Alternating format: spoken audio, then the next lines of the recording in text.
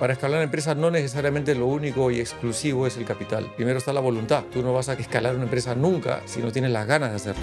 Un negocio necesita 18 años para ser adulto. Recién a los 25 años puede empezar a rendirte algo. Yo lo veo que antes de eso es puro crecimiento, ¿no? Es pura reinversión y crecimiento. Siempre dicen el cliente tiene la razón, ¿no? Para mí la frase es el trabajador tiene la razón. Este podcast llega gracias a El Gauchito Artesanal.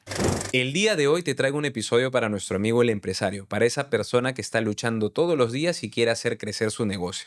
El maestro en la materia es Yago Macías, un empresario exitoso con amplio recorrido en distintos rubros y nos va a traer el día de hoy los distintos tips para hacer escalar nuestro negocio. También nos va a contar qué es mejor, invertir con nuestro dinero o apalancarnos, entre otros tips mentales para poder manejar las emociones en momentos decisivos. Sin más que decir, te dejo con este lindo episodio. Bienvenido, Yago. Muchas gracias por visitar acá el podcast de Vendedor Genuino. Es un placer tenerte con nosotros. Gracias, Giordano. Vamos a empezar con la parte mito o realidad, que es una sección muy querida en el podcast Vendedor Genuino. Vamos a tocar el tema del mundo empresarial. Como tienes bastante experiencia, la intención es que nos vayas nutriendo y que la gente detrás de la pantalla pueda agarrar su papel y empezar a apuntar los tips que nos vayas lanzando. Primer mito. Para escalar una empresa, lo más importante es tener mucho capital desde el inicio. ¿Mito o realidad? Yo me iría por mito. Ujú. Me iría por mito. Para escalar empresas no necesariamente lo único y exclusivo es el capital. Ajá. Primero está la voluntad. Ya. Tú no vas a escalar una empresa nunca si no tienes las ganas de hacerlo. Ujú. Hay mucha gente que tiene una empresa, ¿qué te digo? Con un ejemplo, tiene una tienda que vende helados y dice, estoy feliz con mi heladería, le pago el colegio a mis hijos, este, y con eso es suficiente, no quiero más, y nunca le escala. Pero otro puede decir, tengo una heladería, le pago el colegio a mis hijos y quiero tener 20 heladerías más. ¿Por qué? Porque quiero pues, viajar por el mundo y pagarle una educación mejor a mis hijos, qué sé yo, hay diferentes motivaciones, ¿no? Pero no considero que el capital sea lo más importante, creo que la voluntad es lo primero. Y en tu experiencia, en lo que has visto, has recorrido, al momento de escalar una empresa, ¿qué otros puntos son importantes? Tenemos la voluntad, el dinero evidentemente también tiene que jugar. ¿Qué otro factor? El dinero no exactamente, porque puedes endeudarte también, puedes no tener dinero Ujú. y puedes hacerlo con capital prestado, Ujú. ya sea de un banco, de otros o de alguien que tenga la confianza en ti. Si tú puedes demostrarle a estas otras personas que vas a escalar y que Claro. el modelo lo has comprobado, eh, podrías hacerle escalar fácilmente con dinero ajeno, que es lo más recomendable, Ajá. porque tu TIR va a mejorar, ¿no? Tu tasa interna de retorno va a ser mejor si es que lo haces con dinero prestado que con dinero tuyo. Em, sí, por ahí va un poco. Claro, o sea, me dices que para poder emprender en general, o sea, escalar, o sea, hacernos de una inversión más poderosa, es mejor con dinero prestado que con tu plata. Sí. ¿Qué puntos en contra tiene invertir con mi dinero? Cuando inviertes con plata de otro, pones en riesgo la plata del otro. Él Ujú. está entrando al riesgo como tú. Ujú. Si es tu dinero, lo vas a perder, el riesgo es único para ti. Ujú. Bueno, es más riesgoso cuando entras con tu dinero. Claro, todo lo estás apostando tú de tu Así bolsillo. es. Sí. Man, ya, ya. Y en las empresas que has acompañado, o en las empresas en las que estás, ¿qué es lo más complicado que te ha tocado cuando tu negocio ya dijiste hay que escalarlo? Yo lo que he tratado siempre es de tener un crecimiento orgánico, ¿no? De hacerlo poco a poco. Tengo esta filosofía de que hay que reinvertir y reinvertir en el negocio y no lucrar de él. O sea, hazlo crecer primero. Ujú. Es un negocio, yo lo veo como, lo ven un poco los japoneses, que es como una persona. Un Sí. negocio necesita 18 años para ser adulto. Ujú. Em, y calculo que recién a los 25 años puede empezar a rendirte algo. Yo lo veo que antes de eso es puro crecimiento, ¿no? Es pura reinversión y crecimiento. Que entonces aconsejas que si yo tuviera una utilidad a cierto punto de mi negocio, a los 2 años, 3 años, siga reinvirtiéndolo hasta hacer crecer ese bebé. Sí, Hacer crecer ese bebé, hacer crecer. hasta conocerlo bien, sentir por dónde va, por dónde hacerlo crecer, Ujú. y luego puedes hacerlo o puedes potenciarlo mucho más, ¿no? Teniendo ya el conocimiento de sabiendo, o sea, por dónde ir. Creo que Claro. demora mucho. uno se quiere apurar mucho con los negocios, pero los negocios escalan a largo aliento. Hay una tendencia ahora de todas estas empresas, no sé, un poco .com Ujú. y emprendedurismo en las redes, que todos quieren escalar muy rápido, y sí, hay casos, y que se hacen billonarios, pues, no Sí, sé, en claro. 3 años, ¿no? Pero ese es el caso rarísimo. Pues si te vas por un camino más clásico, tendrías que esperar un poco más de tiempo, ¿no? Para escalar. ¿Y qué opinas de esto que suena mucho en redes también, del pagarte a ti mismo? O sea, si bien es cierto, en mi empresa estoy ganando plata, estoy ganando mucho dinero y estoy reinvirtiendo las utilidades, pero eso lo separas del pagarte a ti mismo. O sea, ¿está bien que tengas una rentabilidad No, mensual o anual obvio, por tu negocio? obvio, tú tienes que vivir. Si tú no estás bien, no va a estar bien el negocio.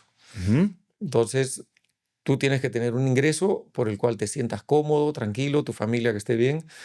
Definitivamente tienes que tener un ingreso. ujú. Y, claro, pagarte a ti mismo. Tienes que estar bien pagado para poder luego crecer, ¿no? Sigue gerenciándolo. Sí. Está bueno. Vamos con el siguiente mito. Un empresario exitoso no tiene tiempo para nada más que su negocio. En tu experiencia, en tus años, ¿cómo te ha tocado vivir eso? Eso es falso. Ajá. Tú no vas a ser empresario exitoso si es que no eres balanceado en el tiempo. Yo siempre considero que, o he escuchado esto antes, y lo repito, ¿no?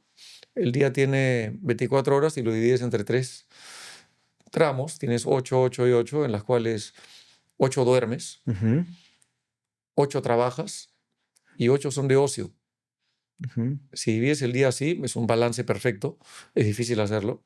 En esas 8 de ocio tienes que comer, tienes que leer, culturizarte, bañarte, transportarte, conmutar, ¿no? A tu Claro. trabajo y tal. O sea, y hacer deporte. Es parte del ocio, entretenerte, ir al cine, ver una película. Tienes 8 horas para eso. Em, y ese balance creo que es importante. Si tú le dedicas 16 horas de tu día a solamente trabajar, trabajar, creo que te vas a saturar, vas a acabar con un surmenage, un estrés muy fuerte y no vas a llegar a nada. ¿En algún momento de tu carrera te ha pasado que has desbalanceado esa... Sí, sí pasa en la vida que hay desbalances, ¿no? Ajá. Definitivamente hay momentos que estás con más fuerza, tal vez entre los 20 y los 35 años, te quieres comer el mundo y es cuando más quieres dedicarle tiempo Claro.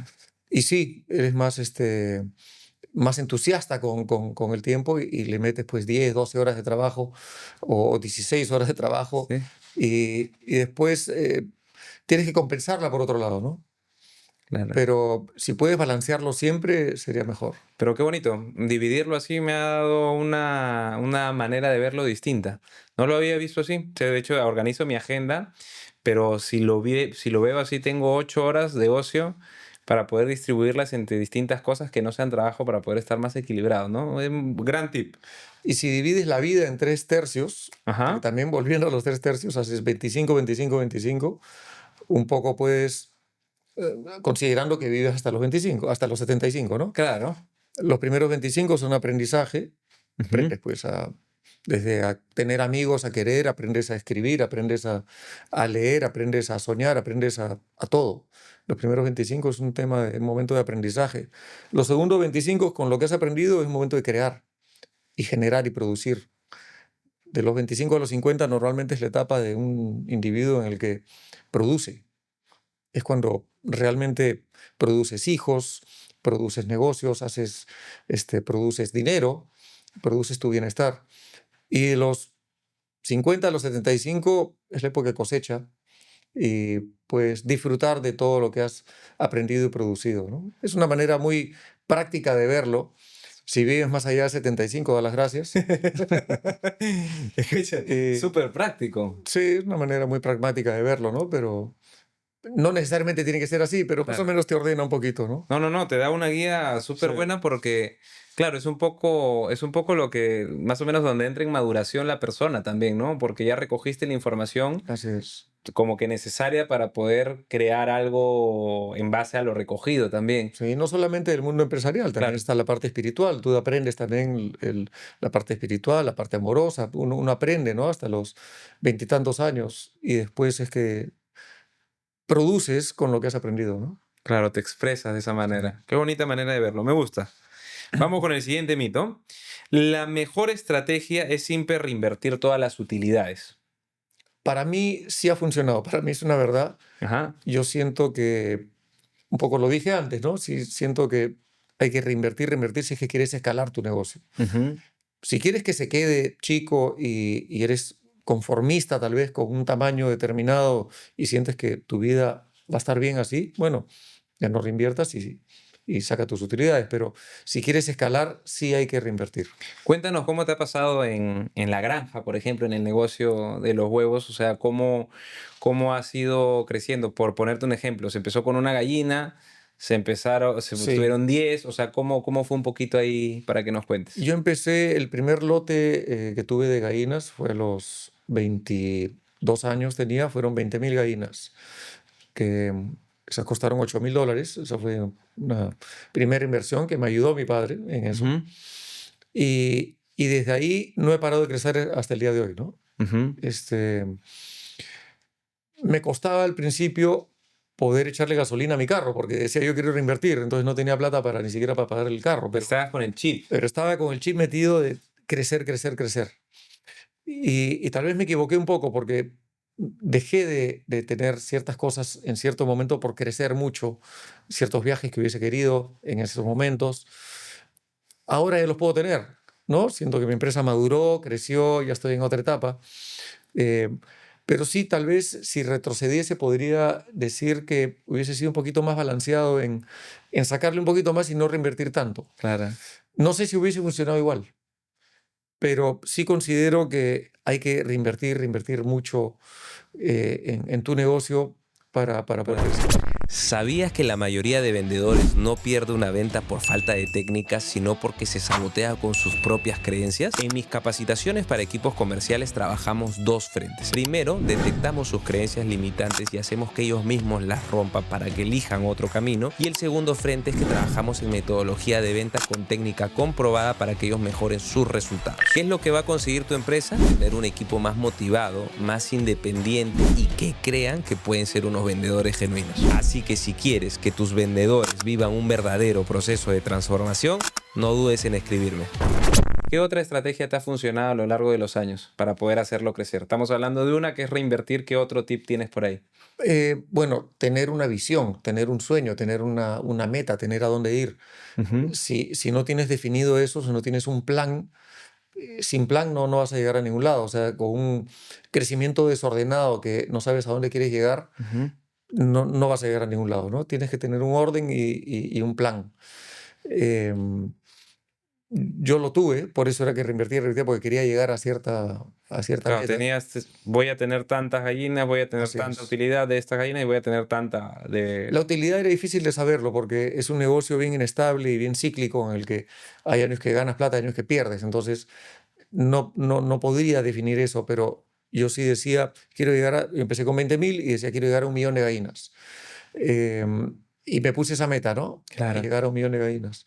Y lo logré, llegué al 1.000.000 de gallinas, ¿no? Y una consulta, estamos hablando de que un año se pierde y un año se gana. O sea, Sí. estás hablando de una inversión realmente a largo plazo y metiéndole trabajo de manera diaria.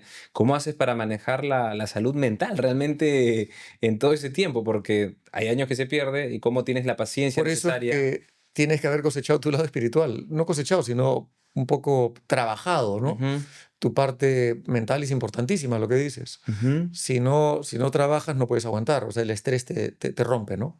claro. Claro, un año que pierdes plata y dices, mejor cierro todo, cierro el kiosco y me voy.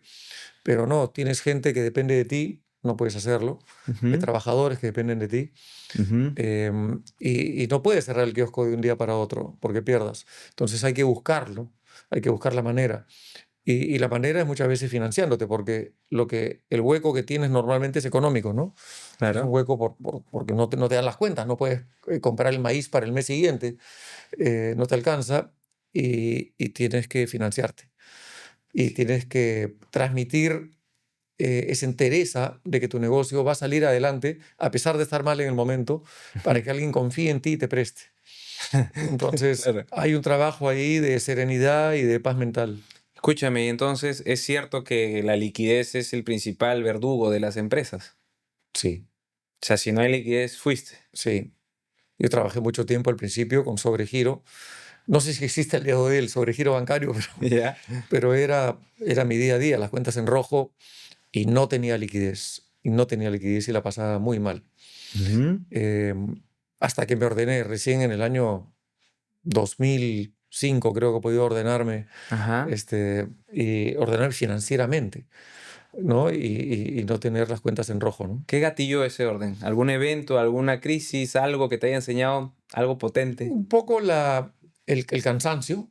Ujú. El cansancio, y en ese momento tenía 35 años y no quería tener, pues, seguir viendo las cuentas en rojo y deudas todo el tiempo. Claro. Y me asesoré, me asesoré con otras personas de cómo hacerlo y tal. Y era una cuestión de orden financiero, porque el negocio, si bien en el periodos cortos a veces no daba, en los periodos largos sí rendía. Entonces era un tema de orden financiero en el que tenía que hacer presupuestos y poder manejarme dentro de los presupuestos para poder cumplir, ¿no? Man, ya era solamente ajustar un par de tuerquitas. Sí, Qué curioso, sí. qué simpático. Ahora, hablando del tema de las personas, justo acá yo he preparado un mito y realidad que es... acá, que es la mejor de los empresarios. O sea, evidentemente en un negocio siempre va a funcionar con personas, ¿no? Entonces, quería hacerte una pregunta antes del mito y realidad, que es la digitalización. ¿Cómo mueve un negocio como este? ¿Cómo? ¿Lo mueve realmente? ¿Lo zamaquea o solamente para algunas cosas? Yo tengo una granja que empezó en una era no digital Claro. y ha entrado a una era digital. Ajá. Una granja hoy en día informal puede trabajar sin entrar a lo digital, pero dentro de la formalización en la que se mueve mi negocio, vivimos en un país con mucha informalidad, pero mi negocio se mueve dentro del mundo formal y, y sería imposible no estar en lo digital. Claro. Desde los pagos a la planilla que se paga a través del sistema Ajá. bancario digital, o la SUNAT, las facturas, todo es digital, ¿no? Entonces tienes que estar dentro del mundo digital. Claro, y hablemos un poquito de la informalidad de ese negocio. ¿Qué tanto porcentaje del negocio de las granjas, de los huevos, es informal? Se habla que el 75% de los huevos en el Perú se venden dentro de la informalidad. Ajá. Es un número que es raro porque si tú sumas las granjas formales son más del 30%. Entonces, ¿qué es lo que pasa? Ujú. Pasa como me pasa a mí. Yo vendo el huevo en la puerta de mi granja con una factura, y se vende el 100% con facturas o boletas, Normal. y de ahí en adelante ya entra el mundo informal. Entonces, el huevo llega a la bodega, al mercado, eh, dentro de la informalidad, pero salió de un negocio formal y se transforma en el camino informal. Entonces, para los consumidores finales, llega dentro de la informalidad, ¿no? Pero es un tema de cultura, ¿no? Porque a nivel financiero, si yo estoy comprando y me dan una factura, o sea, estoy cubierto si lo vendería con factura. ¿Es un tema de cultura de las personas, de los No, clientes no es o...? un tema de cultura, es un tema de pobreza en el país. Porque la persona que lo compró con factura va a ganar más si es que no paga impuestos. Ujú. Entonces, esa persona quiere evitar pagar impuestos. Entonces, va a hacer lo posible por no pagar un impuesto a la renta Ujú. y lo vende en efectivo. Claro. Claro, y lo distribuye así. Claro, o sea, los mayoristas venden mucho el producto en efectivo para evitar el pago de impuestos, ¿no? Qué curioso, ¿no? Igual es una realidad de nuestro país. Estaba hablando justo también con un amigo de todo, también el sistema financiero, cómo se mueve acá también de manera informal algunas cosas, o Sí, sea, entre algunas otras. cosas, sí. Sí, sí, es bien complejo. Ahora sí, con las personas, para atacar el mito o realidad que va con este punto, es mientras más crece la empresa, más horas debe trabajar el fundador. ¿Mito o realidad?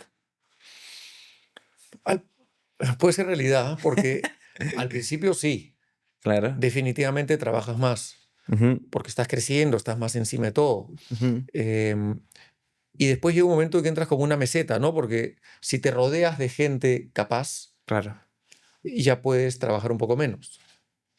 porque esta gente hace un poco el trabajo por ti. Ujú.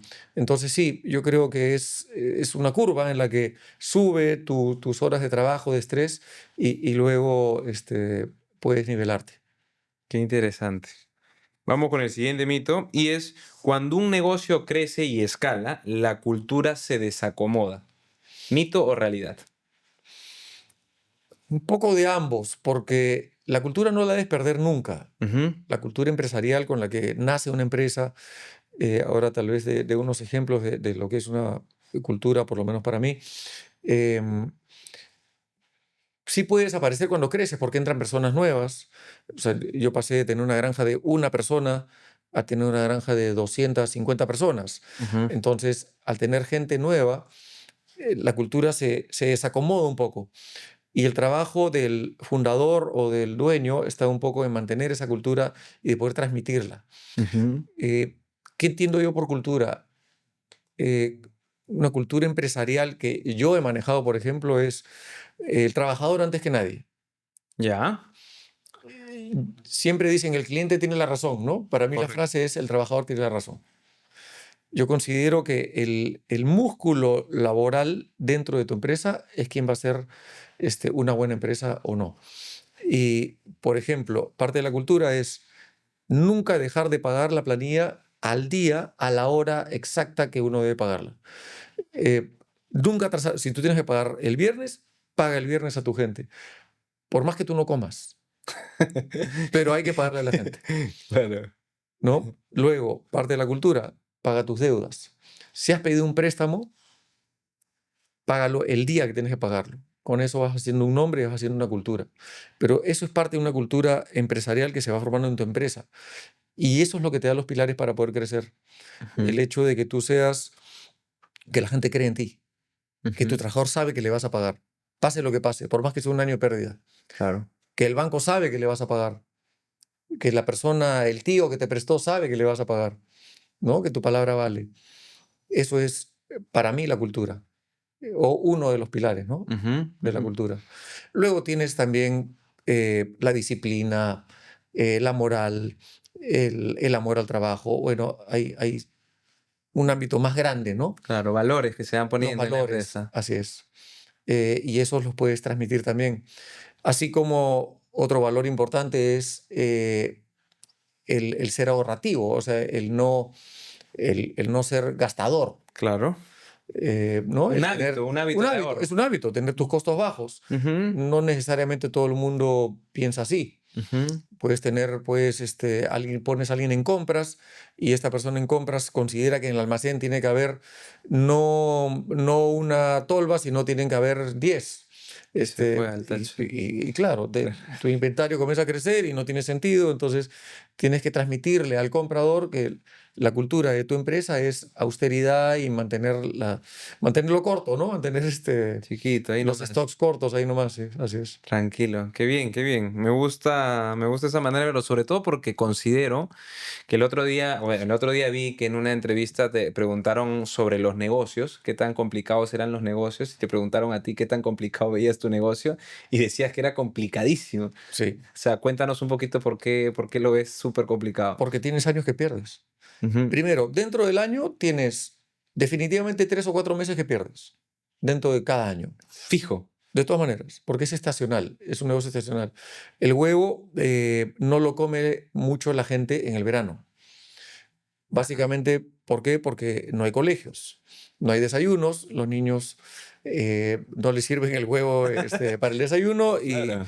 y baja el consumo de huevo y en esos meses perdemos, desde diciembre hasta marzo, normalmente vas a pérdida. Ujú. Entonces es muy estresante. eh, Todos los años tienes eso, tienes que saber manejarlo. Y fuera de eso, hay años que pierdes el año completo. Entonces, ¿Qué? ¿cómo te manejas? ¿Por qué? Básicamente porque tu costo es más alto que el precio de venta. Claro. Uno diría, ¿cómo puede estar en un negocio que vendes más bajo que el costo? ¿No? A veces yo tengo un costo de 5 soles, qué sé yo, y vendo el huevo en 4 soles 50. Y tienes que venderlo. Pues no te vas a quedar con el huevo, porque es un producto perecible, se malogra.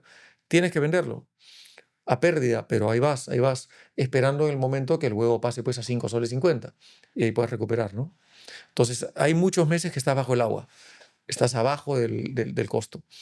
Y no sé qué tantos negocios hay así, no estoy en muchos negocios, Claro. pero es raro tener un negocio en el que Sí. pierdas durante tantos Claro, que meses, ¿no? saques la cabeza del agua recién en cierto mes del año. Sí. Eso es lo que me genera curiosidad es cómo le transmites eso a una persona para poder delegarle una función de que nos pueda ayudar a encargarse de la granja, por ejemplo, o a las mismas personas que trabajan en la granja, ¿cómo le transmito esa? Los trabajadores, los que están en el día a día en la parte de producción operativa, ni se enteran de esto, porque si Claro. reciben su sueldo todas las quincenas Ya fue, ¿no? al día, ya está. No pasa nada.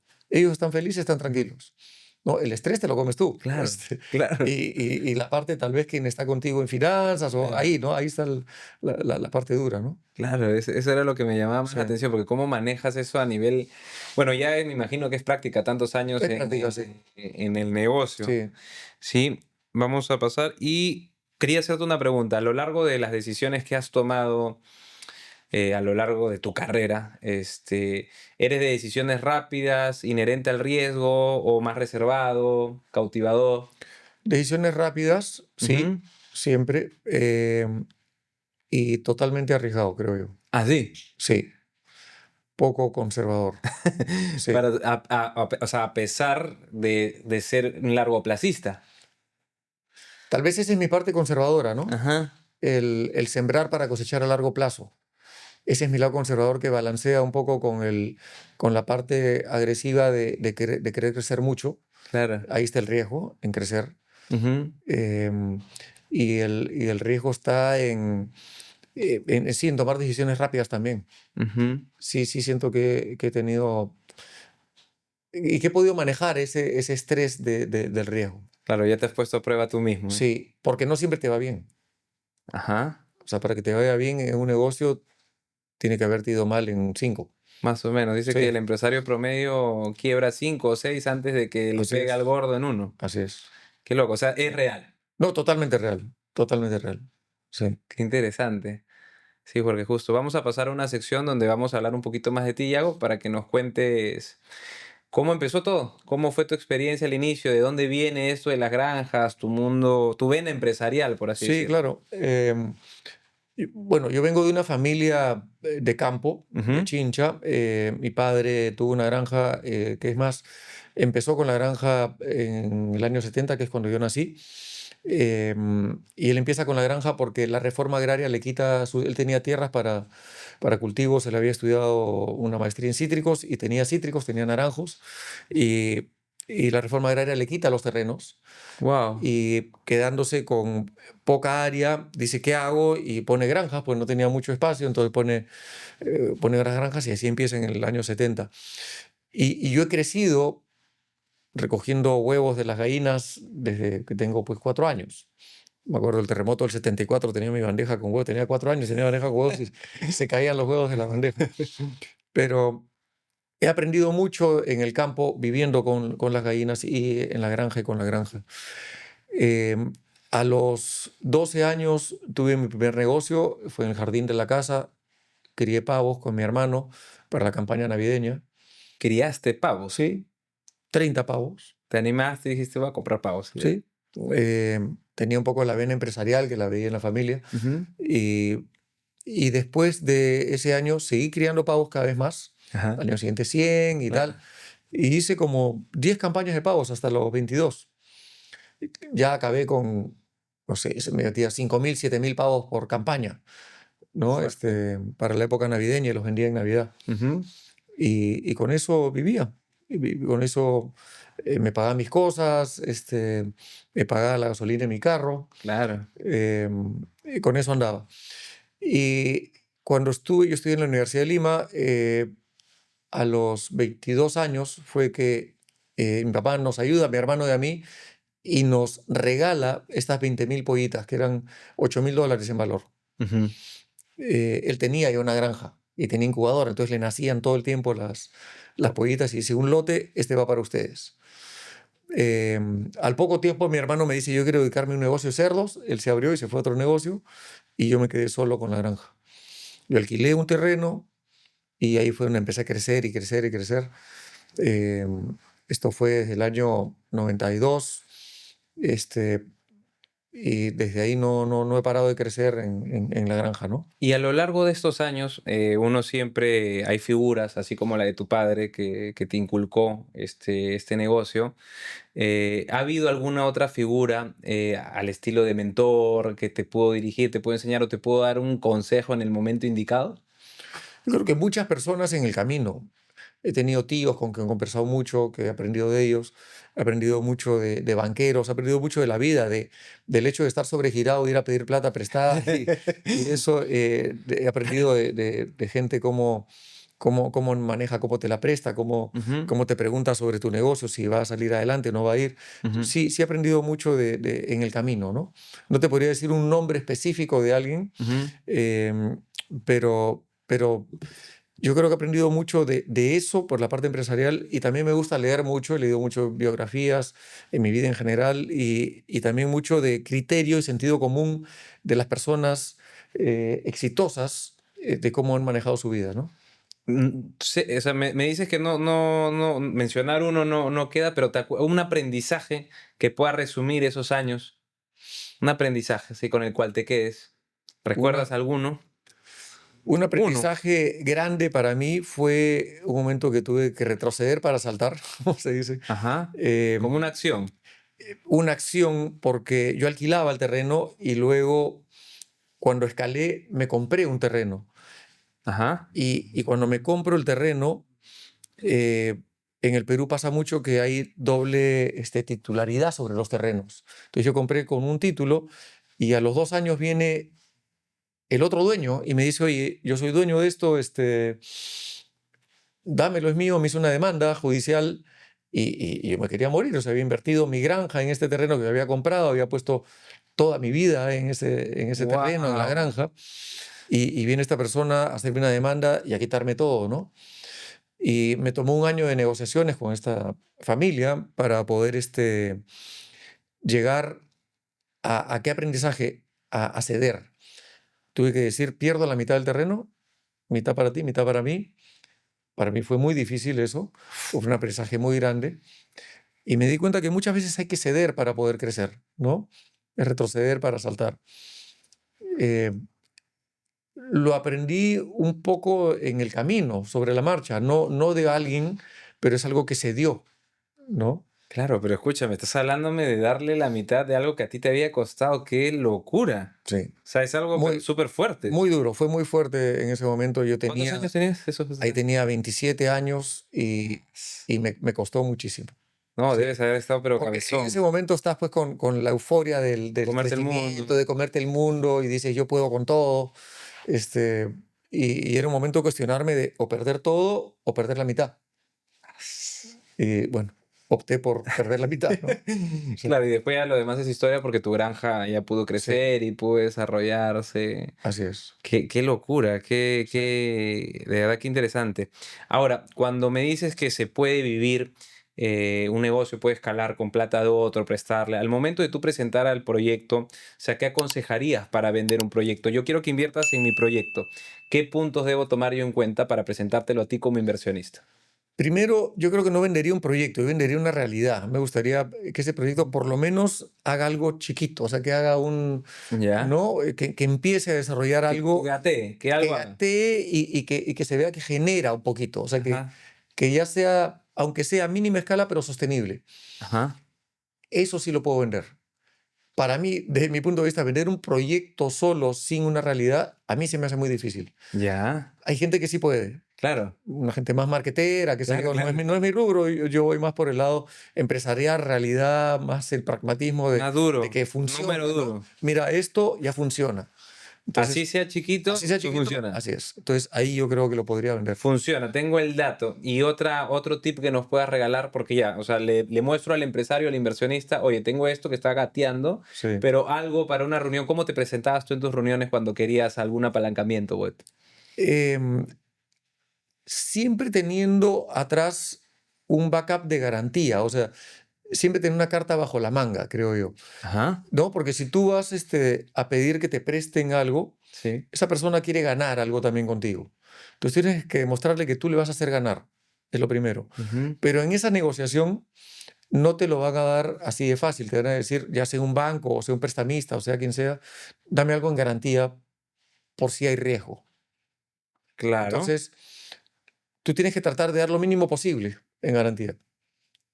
claro. Muchas veces, Tu punto hasta tu stop. sí, ¿no? Porque también te gustaría que el otro entre un poco al riesgo. Entonces, tienes que hacer que el otro también entre un poquito al riesgo.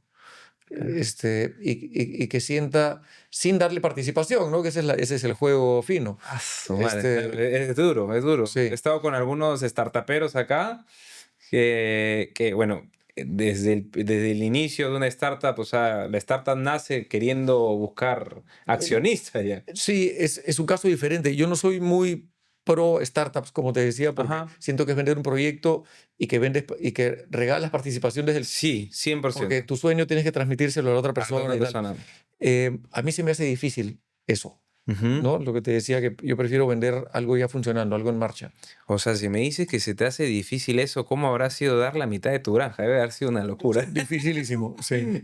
Por eso cuando me he dicho algo en la mente sí lo tengo clarísimo, No, de las no. cosas más duras que he tenido. No, Sí. no, no, me imagino. ¿Cómo contratas gente tú? ¿En qué te fijas cuando contratas una persona?